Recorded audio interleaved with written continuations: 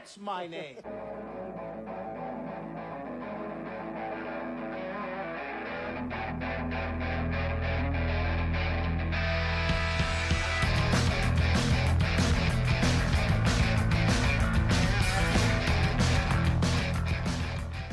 Hey, this is Sharks Across Hollywood, and this is... What fucking week are we in? This is week 3 of Halloween. Yeah, all right. This is our fucking anthology movie. And it's an anthology movie, and you know how I feel about anthology movies, but we'll talk about it. The show might take a nosedive, because I don't know if I... talk about the movie we actually watched? I don't know if I liked this movie very much. Okay, all right. Which bums me out because everybody's like, "This is the best fucking horror thing ever," and I'm like, I'd say it's the most beloved horror anthology, but it's not the best. My issues right off the bat are that I don't like Stephen King's writing. Okay, that's a big part of it because he wrote the entire screenplay. Literally all of it, and you can tell. Yeah, and George Romero's directing is kind of hit or miss for me. It just kind of depends. That's fair. I love this, but I'll be the first to admit it's not because it's good. You probably also watched it when you were younger, too. I did. I watched it when I was a kid. Yeah, I did not. This is one of those things that with a little bit of editing, and it didn't take a lot of editing, they were able to put it on TV, and you'd see it on a Saturday afternoon sometime. Yeah, this is pretty tame. Yeah. So it didn't take a lot of editing for him to get the TV version of this. So I consequently I had seen it on TV on Saturday afternoons, and it's for a kid, it's got just the right amount of scares to be genuinely scary, and just the right amount of cheese to be not super intimidating. And it's not to say that I liked nothing about it, because I'm a professional over here, right? I'm not just gonna shit on the movie the whole time, like most of the time. But there's some things that I can pull from. I do have a favorite segment, which we'll curious get to see which is your favorite segment, because I also have a favorite segment. You can probably guess mine. I think you could probably guess mine. Let's start with the prologue. I do like doing episodes on these though, because they're really easy to break down. Yeah. Well, I barely took any notes. That's why I have the Wikipedia open, so I remember what the fuck happened. Because mostly my notes are like, this first one's actually a little traumatizing because abusive father figures and things. For me, yikes. Well, in fairness, that's exactly what he was kind of trying to lampoon in this whole thing.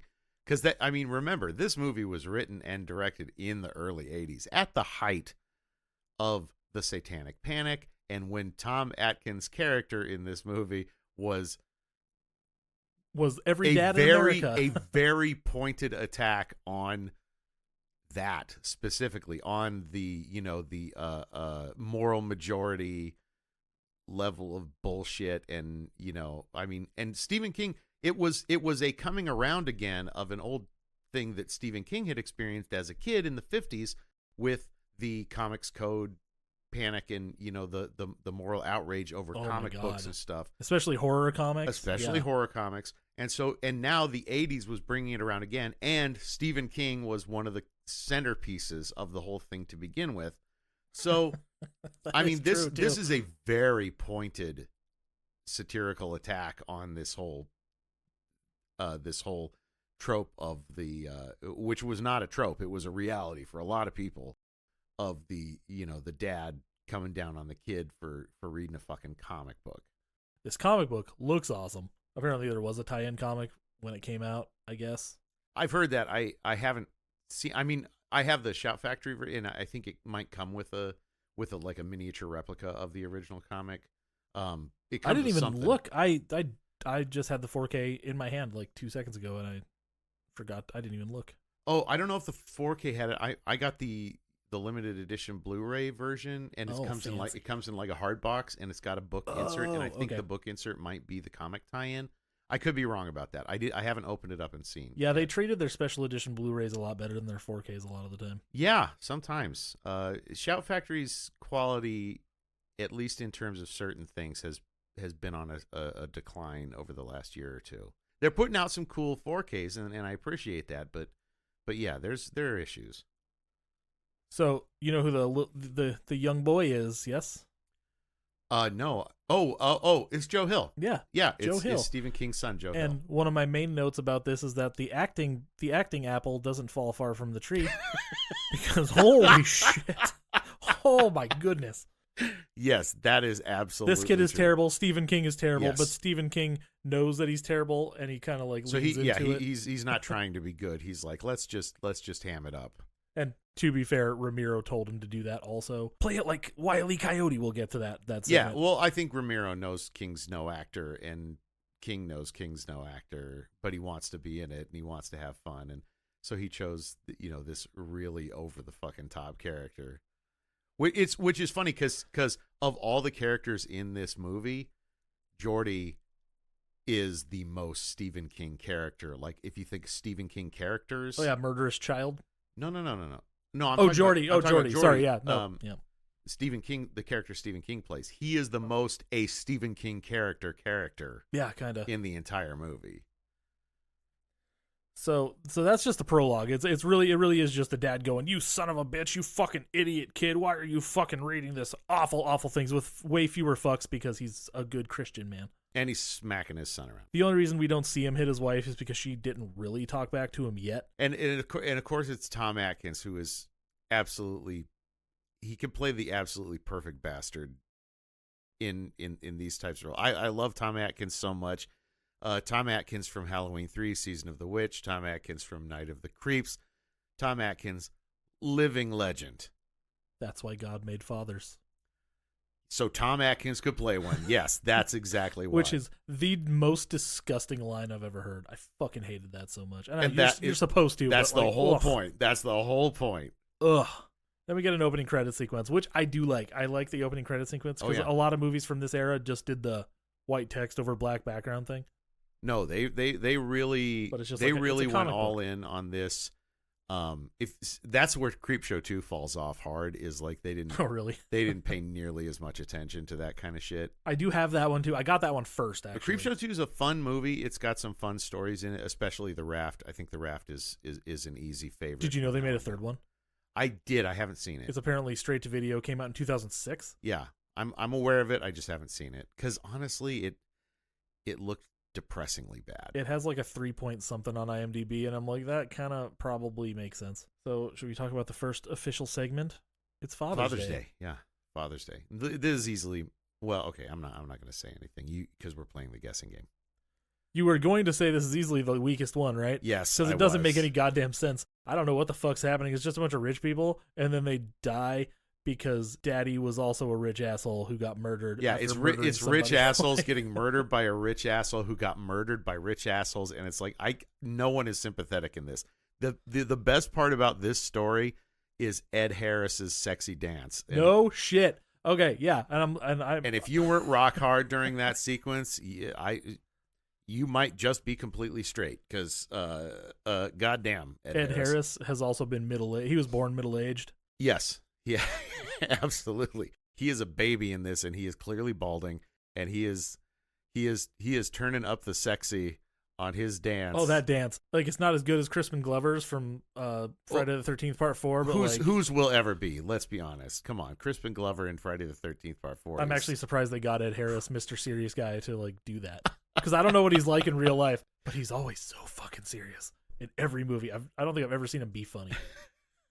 Like, I think that movie Walker was kind of tongue-in-cheek because he's the butt of the joke the whole time, but he's still playing it dead fucking serious, which I think he's supposed to. Yeah, but you have to play a role like that dead serious. But this movie knows exactly what it is. This movie has no delusions of grandeur. This movie is absolutely, George Romero walked into this knowing exactly what he was making. There is no ambiguity. This is a campy Tales from the Crypt style, and I only say that because Tales from the Crypt is maybe more well known to a lot of people. Well, that's exactly what it is. But Tales from the Crypt exists because Creepshow existed. Creepshow paved the way for Tales from the Crypt, the TV show, to happen, and which is a perfect circle because Creepshow exists like because Tales from the Crypt existed. Stephen King really has an issue with fathers. I'm noticing, and I wasn't sad when this guy got his, No, he's a fucking piece of shit. He's an asshole. But I'm a little sympathetic. All he wanted was a cake on Father's Day. Yeah, but he was being a grand tool about it. Like, it's fucking wow. so gross. So gross. But the real star of the show in all of these fucking things is the effects, because Tom Savini's here. Yes. Kicking ass. Even the simplest thing, he just does perfectly. Yeah. That fucking creature, again, it makes no sense. This guy popping out of his grave and starting to kill everybody. It has there's no basis in any kind of reality. Nope. There's no reason for it to be happening. Nope. It's a straight ghost revenge story, but the ghost is completely unsympathetic. Like in most ghost revenge stories, it's like an innocent who gets killed. Which we see which happens later. Yeah. But like this guy's a piece of shit. With another guy who was born middle-aged. And he's a murderer. Two people. This guy is a piece of shit who is he's an established murderer in this story. So he is a murderer who gets murdered by the bystander victim of his like not the murder victim, but by the woman who was in love with his murder victim. So if anybody was ever justified in a murder, it was her. But he gets to come back and murder her back. It's like no one's sympathetic. No one's got my sympathy in this story. It is weird. Like poor Ed Harris. He's just kind of there. He just happened to marry into this fucking family. Yeah, and the funny thing is the kids don't ultimately get murdered. They don't die. Ed Harris just gets murdered because he's collateral damage on the way to this dude's revenge. But I do like the reveal after the mom gets murdered and the two kids go like, "Oh, what the fuck's going on? We need to go find my husband, find our mom." And then the ghost guy zombie thing comes with a platter, and he finally got his cake. It's a cake made out of their mom's head. Mom's head with candles in it, that's pretty good. So it's perfect if you don't care about narrative structure or anything. But structurally, this one's pretty weak. But the effect looks cool, and the mom gets her head twisted off like that. That was pretty cool. Yep, I dug that. So that one's fine, I guess. Strong final shot, weak story. And then we segue into the next one. The Lonesome Death of Jordy Verrill. Now, this one is kind of my favorite, which is weird because I don't like Stephen King that much. But it's just so, it like plays itself, it's so kind of goofy, and then I'm like, fuck, that ending is a bummer. Dark. Yeah, it takes a hard, dark turn. Like, real bad. Yeah. Like, that sucks. So Stephen King plays, it's called The Lonesome Death of Jordy Verrill. I already said that, didn't I? He kind of wrote a better version of this story years later. It was called Gray Matter. And it was published about, I think it was published like 10 years later in one of his, it was in one of his anthologies. And that one is basically a very similar version to this, only it's just way better told. This segment is about a guy named Jordy Verrill, who he's a dumb fucking hillbilly. He finds this meteor in his backyard, and he's like, I'm gonna go take it to the college. It's the meteor department. Yep. Because he has all these daydream things. Yeah, Jordy's daydreams are just delightfully naive. And all he wants is $200 to pay off this fucking bank loan, and he's gonna take the meteor in. But then he's like, it's really hot. He touches it, and he gets these weird bumps on his fingers. He's like, ew. And he's going to cool this sumbitch off, what he says. He gets some water, dumps it on there. The meteor splits in half, and it's filled with this weird goo stuff. And he's like, Jordy Verrill, you're a big, dumb idiot, and your luck is spelled B-A-D. I'm actually surprised he can spell. Yeah, Jordy is not a subtly written character. or portrayed, because it's Stephen King writing and starring in this one. And George Romero's direction was play it like Wile E. Coyote, who's about to fall off a cliff. Yeah, I can see Stephen King in his total lack of acting skill. This is him attempting to do exactly that. He's just doing what the director told him. He's trying to do what the director. He's the director, failing. It was George Romero's idea for him to be in it too. Really? Yeah. Well, again, George knew exactly what he was making. There's no sense at any point in this movie that George Romero was taking this overly seriously. He knew he knew this is a fun time movie. He knew this is not scare the shit out of people movie. This is everybody's having a good old rollicking good time, which is basically the experience with the occasional thrill and horror that came in those old EC comic books. I mean, that was the theme that they were going for. And if you've ever gone back and read some of those stories, they're so silly and so cheesy and so campy, and then they have these moments of genuine horror where you're like, holy fucking shit. And that's what he was portraying in this. And I think he did a fantastic job. But it all is contingent upon you being on board for that kind of experience. He decides he's going to try and fucking salvage the meteor anyway, and maybe try and get however much money he can. But then there's just liquid stuff in it. He dumps it out. He gets it all on his fingers, and he says, "Meteor shit." And then he's inside. He's watching TV. He's like, things are starting to grass are starting to like sprout up around his property and stuff, and his fingers are getting all these weird bumps on him and stuff. He's watching wrestling. I know all the wrestlers. I'm a fucking nerd. Of course you knew who the wrestlers were. Of course you did. So, yeah. So, basically, the idea behind the story is that just this grass and shit just starts growing all around this guy. And his tongue turns green, and stuff grows on his hands. And then eventually grows he's got all a around grass him. beard growing off of yeah, him. Grass beard. He takes a bath, which I'm thinking probably helped it grow faster or something, because they make a big deal out of the bath. Yeah, I think when he gets out of the bath, he has literally just become just total greenery. Yep, and it was kind of fun and stupid up until that point, but then he just kind of sits in a corner, and then he's praying, and he has a shotgun in his hand, and he shoots himself. It's like, what the fuck? Yeah, and as he's praying, he's like, "Please let my luck come in just once," and he shoots himself in the face. God damn, that shit got grim. Well, I mean, lucky you, I guess. Holy shit. So that one's over. And it's only kind of it's my favorite one just because of that ending. If that one went on for 2 more minutes, it would have been insufferable, but it was exactly the right length for what I could tolerate of that character. I think this one goes on for too long. This next one, Something to tide you over. By the way, Leslie Nielsen and Ted Danson, both guys who might as well have been born grown adult men.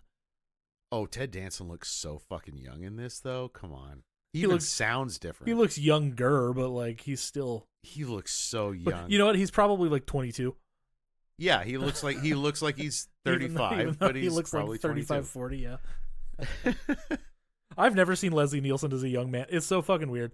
Leslie Nielsen was born 70. Yeah, if you go back to Forbidden Planet, he looks like he's in his 50s. This is interesting to watch though, because I grew up with goofy Leslie Nielsen. Yes, I actually warned my girlfriend while we're watching this. I'm like, Leslie Nielsen's in this, and he is not funny. Yeah, no, he's a creepy, evil person. He's so evil in I this. saw him in Surf Ninjas. I saw him in Rent-A-Kid. Yep. I never saw Airplane, but I know the thing. But you saw Naked Gun. And I never saw Naked Gun either. But Mr. Magoo, any of that? I never watched Mr. Magoo, but I remember the trailers, and I'm like, Dracula Dead and Loving It. Oh, I remember that. I never watched that one. Fuck. Wow, you missed out on all the really good Leslie Nielsen. You only saw Surf Ninjas. Excuse you, Surf Ninjas is a good movie. Okay, all right. You know what? I have not watched it. You might be right. So Leslie Nielsen is mad that Ted Danson stole his girl, and Ted Danson is relieved because they were going to tell him anyway. And this is another one that just doesn't make sense. It's like the first one in that it's a bunch of people just kind of being shitty to one another, sort of. They're falling in love, whatever, and that's a good thing. And they were going to tell this guy who the girl didn't like anyways and wanted out, I guess. And he's so despicable. He's got that line where he's like, "I'll tell you what, the thing about me is nobody takes what's mine."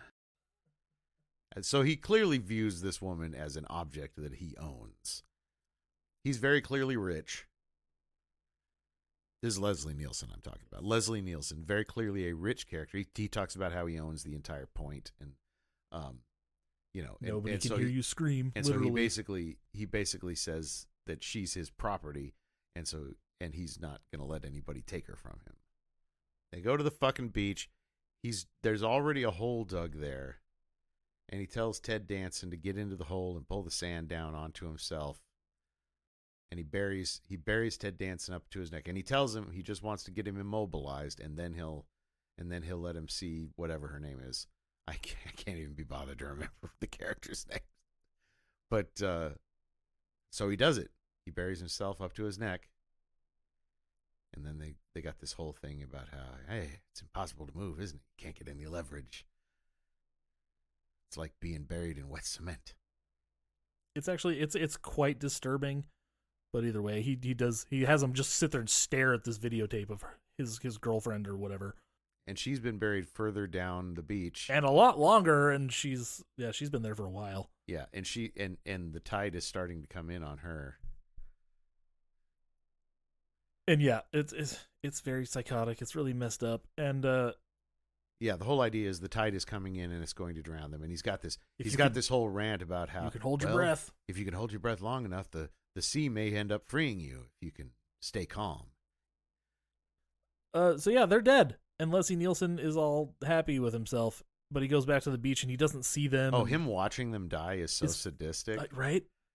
Because he's doing it all on his multiple TV screens at home. He's like he's ran coaxial cable rolling out of the back of his Jeep all the way down the beach to record them and watch their demises. Yeah, that's pretty psychotic. And Leslie Nielsen, I'm like, fuck, he plays a bad guy in Surf Ninja, sure, but like he's still goofy. Oh no, this Leslie Nielsen is fucking sadistic. Which might make the bad guy in Surf Ninjas even creepier because he does murder people, but he's like smiling about it. Now that I think about it, you know, now I kind of feel like I do need to watch Surf Ninjas. You know what, Andrew? You've sold me. Yeah, I know. I You've keep telling sold you me. that you need to fucking watch it. Yeah, Fucking I've come around, sir. Tell your one of your girlfriends to be like, let's watch this fucking movie.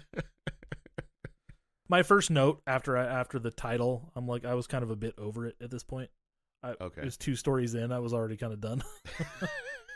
Because so they die. Yeah, they do the thing. They die. He gets there and they're like, oh fuck. He's like, oh fuck, they're not here. The tide washed him out. Yeah, that's what happened.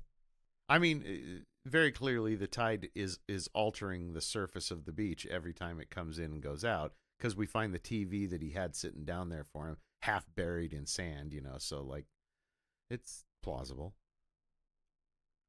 Yeah, so he goes home, and he's like, yeah, everything's cool now. They're dead, and I'm happy. I'm like, well, that's pretty fucked up. So he takes This guy's clearly a sociopath. Yeah, right. So he's taking a shower, but he keeps on hearing these noises, and it cuts to like the home security cameras, because we see these shadows, but it cuts to the home security cameras, but there's nothing on like security cameras, and it turns out it's Ted Danson and his girlfriend, and they're these like watery ghosts. I'm like, fuck, you guys have been dead for like 2 hours. How did this happen so fast? Oh, you know what? You don't know, because there's no explanation. It's just like the first story.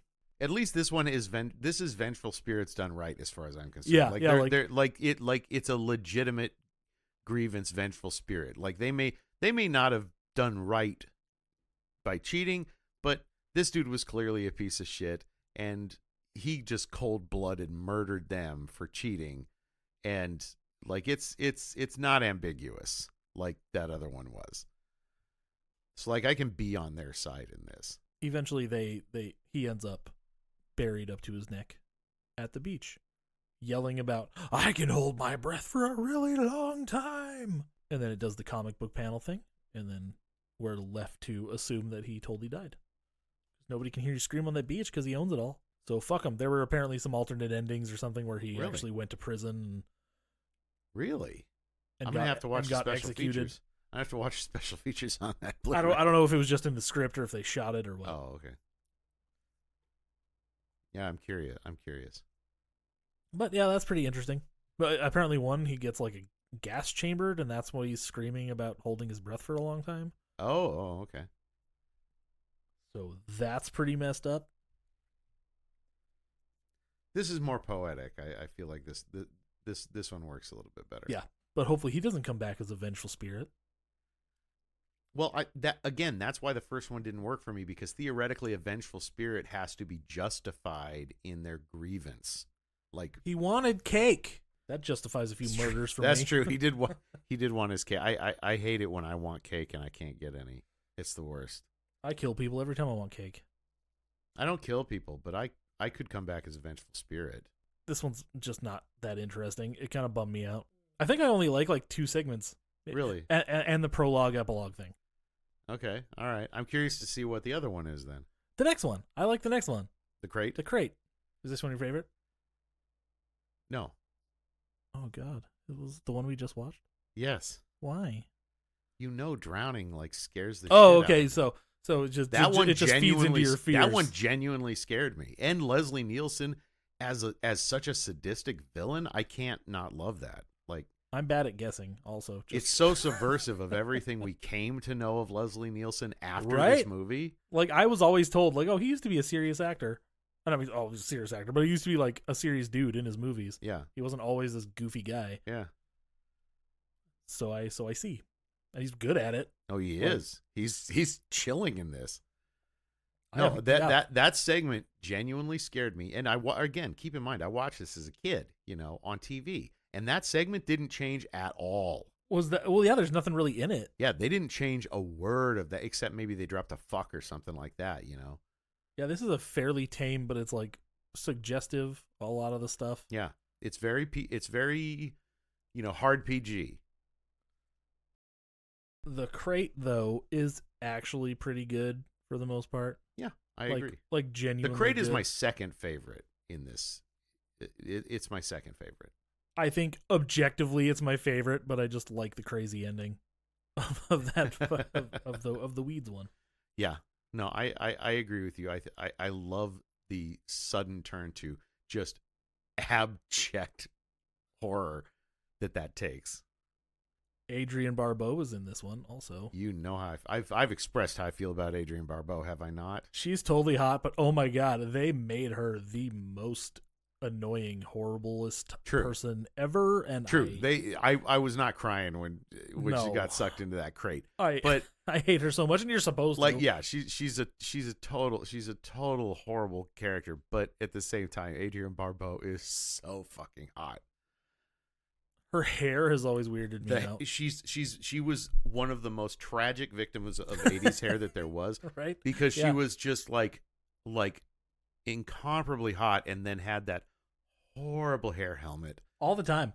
Every movie. in the 90s she kind of got away from it. I don't think I've watched any 90s movies with her that I can pick out, but every time I've seen her in the 80s, it's always that. Yeah, the 80s were, oh God, because the 80s weren't kind to most people. She's to be so fair. fucking gorgeous, and she immediately, someone decided to put the perm helmet on her at some point. Pretty kind to Leslie Nielsen, because he literally looks exactly the same. That's true. Yeah. Leslie Nielsen never didn't changed. He didn't change for 25 years. I mean, he might look a little different now. Yeah, since he's been in the ground for 2 decades, I'd say so. Yeah, maybe. Did he die that long ago? I think he died in the mid 2000s. I know he died. Fuck, when did he die? Now I know. I could be wrong. I might be pumping that forward. Oh, 2010, yeah. Oh, 5 years. Okay, all right. So 15 years. He's been in the ground for 15. So, dude, this chick's husband just wants to hang out and play chess with his buddy, but his buddy's too busy getting trying to fuck young chicks. Oh God, yeah. Oh, college professor who's taking full fucking inappropriate advantage of the position. And I also want to point out, nothing good ever happens when an Arctic expedition is involved. Apparently not. Because who goes there? Mountains of Madness, The Thing, and who goes there? Who goes there is The Thing. I know so who goes there's technically. You fucking cheated. All right, fine. Okay, all right, fine. You know what then? The Thing from Another Planet, because that's not The Thing. Which is literally the same thing. It's just if you've watched those two movies, they are not at all the same. No, they're not. And the poor janitor. Oh, and I long for the days of this too. The janitor flips a coin. So we're at the school, college. Yeah. Yeah. So there's a janitor, and he's the one who fucking finds the crate under the stairs. He flips a coin, and these poor fucking janitors always finding the death machines. We learn later that he flipped a coin to see which part of the school he was going to clean first, and he's like, oh, I want my quarter back because this is my last quarter for the Coke machine, and I'm like, I bet it was just a quarter. You know what I miss? The Walmart Coke machine that was a quarter up until 5 years ago. There was a Walmart Coke machine that was a quarter. It was Walmart brand, but honestly, the Walmart brands are good enough that you can't really tell the difference. You can't tell the difference until it's been open for 30 seconds, and then you can tell the difference. No, my taste buds are dead enough that I literally can't tell the difference. Shasta fucks me up because I used to love that stuff so much.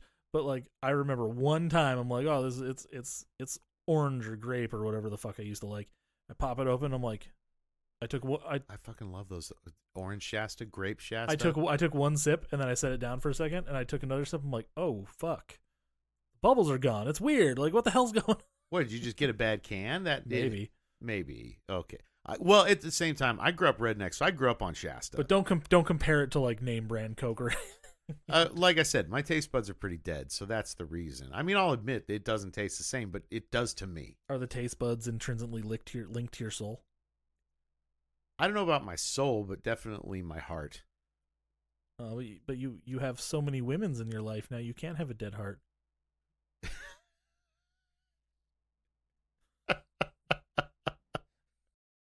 I want to be clear for the listener. I'm not cheating on anybody. This is all above board. You're not. They're aware of each other. Okay, like you're not this the is creepy all college professor guy. Yeah, I'm not that guy. This is all consensual. This is all above board. The women I am seeing are aware of each other. They're all into it. We're all on the same page.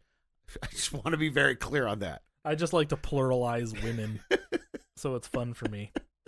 You know where I got that? I got that from basketball. Because the part where it's like, I look after my women's. Basketball. Oh, my God. Of course you're going to bring a basketball reference into things. Nobody needs a basketball reference. We do. No, we don't. I love basketball. That movie's terrible. You're not wrong about that part of that statement. Oh, my God. It's so funny, though. I need to show that to the kids. Oh, God. I wonder if I wonder if they would get it. Because, like I could not show them Spinal Tap and have them laugh once. They would not fucking understand a thing that was going on. That's fair. But basketball, I think they'd get it. They might think I'm weird. I heard your mom's going out with Squeak. I say that to them sometimes. They're like, what the fuck are you talking about? And sometimes they look at me and actually say that. No. No, I'm sorry. You're Perry, wrong. Steve Perry. And they're like, what? Basketball fucking sucks. No, I'm drawing the line. Basketball does not. Okay, well, it sucks, kind of, but it's still funny.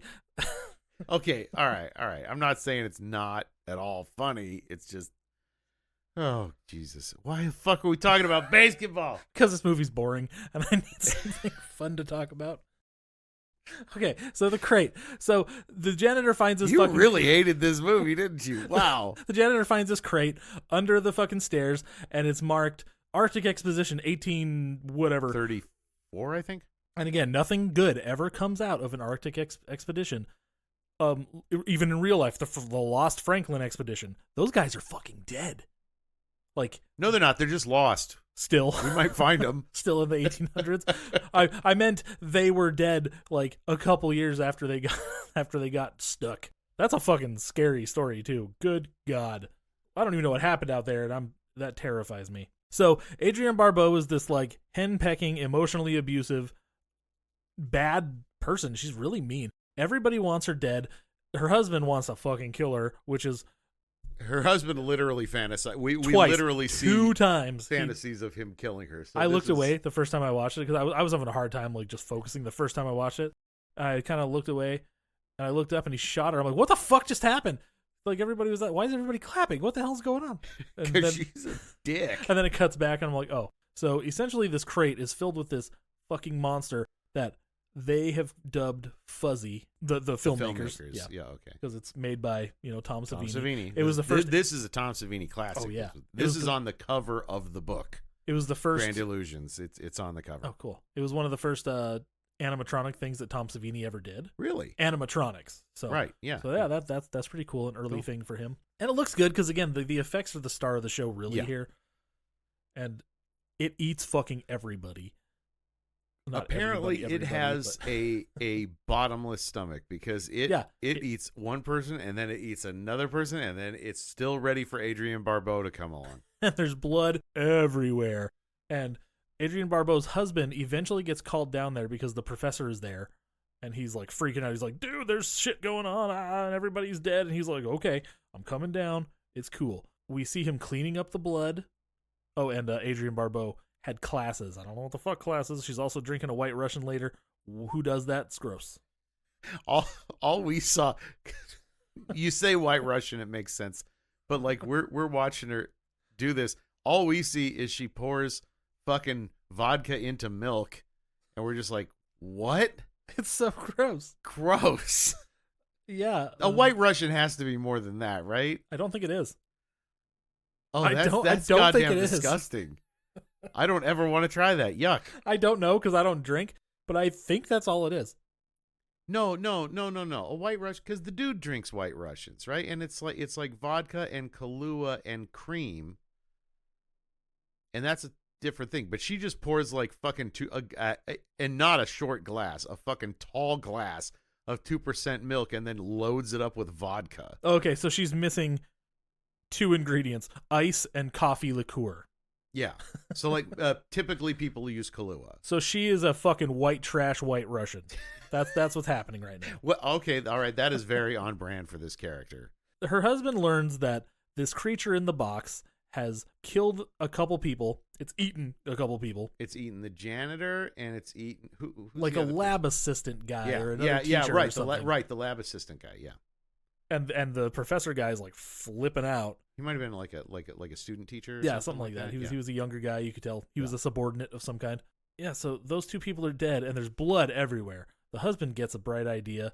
He goes and leaves Adrienne Barbeau a note that says, "Oh, I have to go essentially I have to rescue my fucking friend because some shit went down at the college, and he like beat the shit out of this girl or something. Like something bad happened with one of these college chicks that he's boning." Yeah, and the implication is that like he beat her up, and she's like hiding under the stairs, and he needs her to come down and help him. He's totally baiting her into coming in and getting into that crate, basically. And he's cleaning up all the blood and making everything look real nice and pretty and stuff. Oh, and he drugged his friend to sleep. Did you mention that already? Oh no, I didn't. I kind of missed that part. Yeah, he drugged the philandering professor so that he'd be knocked out while he goes and has his wife killed by this monster. Yeah, and it takes a minute. Like I don't even remember. Like I must have blinked because I forgot how she actually ends up getting eaten. Well, he talks her into getting down there, and then he like shoves her into the crate.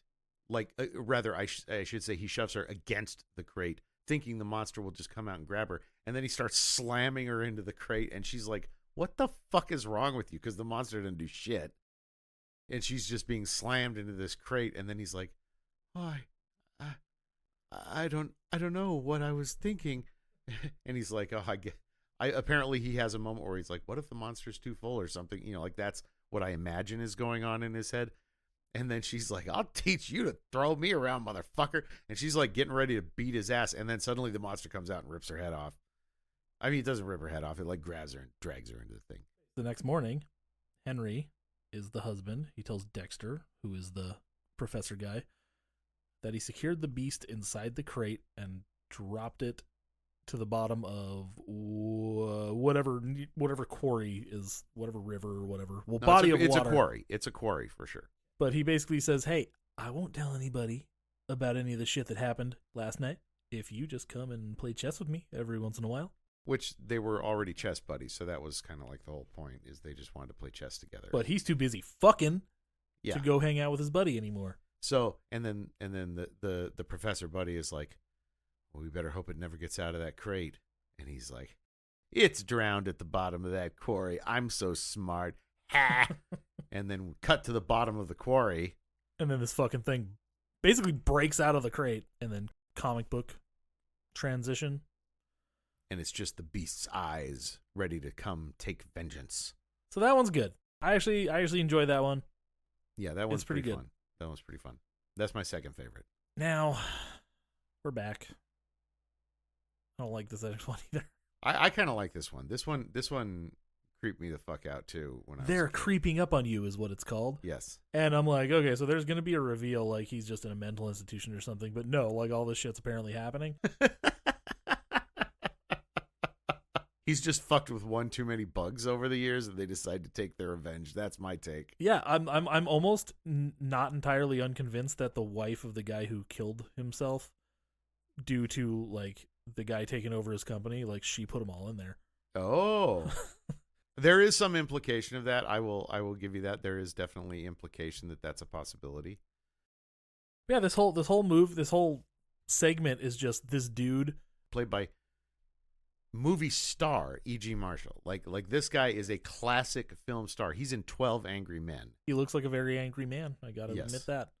He plays an angry man well. And he looks crazy. Like, that's why I thought any moment it was going to reveal, like, oh, that guy he's been fucking with at the door, the orderly guy, was going to be just that, a fucking orderly at this mental health place. Never happens.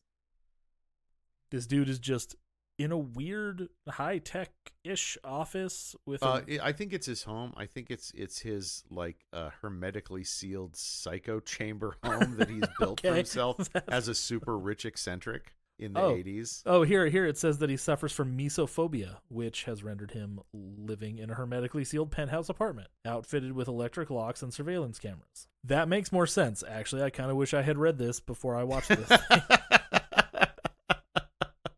Sure. But he spends the whole time, cockroaches just kind of keep on popping out. And he clearly fucking hates insects. Yeah, like, he's had some issues. Them. Yeah. What is mesophobia anyways? Probably a fear of insects. Oh, it's basically germophobia.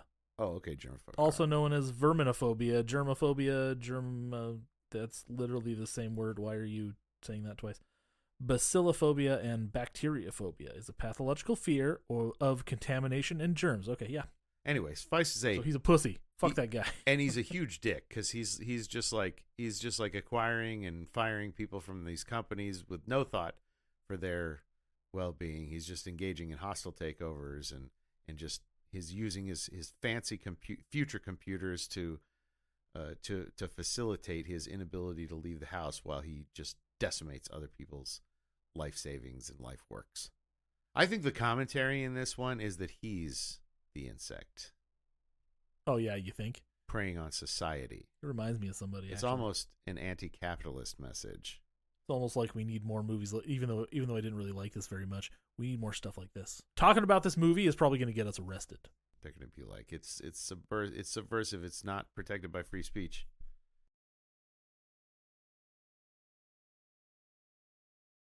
So there's like a rolling blackout, and after that the cockroaches just fucking come out. Hundreds of thousands, it says, begin pouring out of every nook and cranny in Pratt's apartment. There's a build.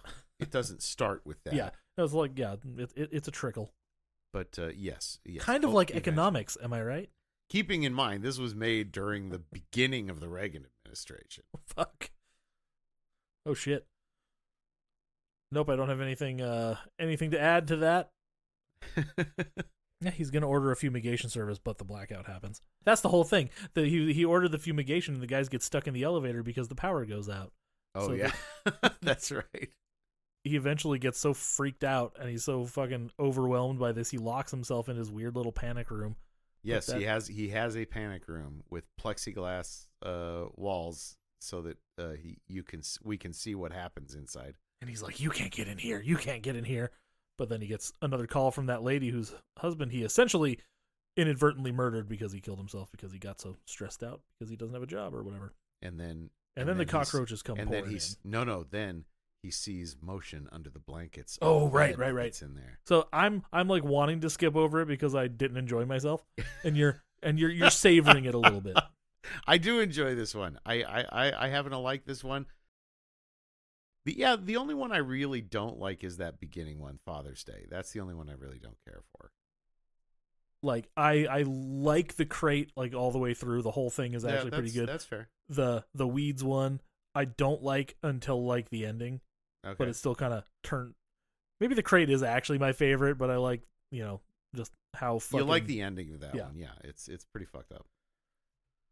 But then apparently he dies of a heart attack.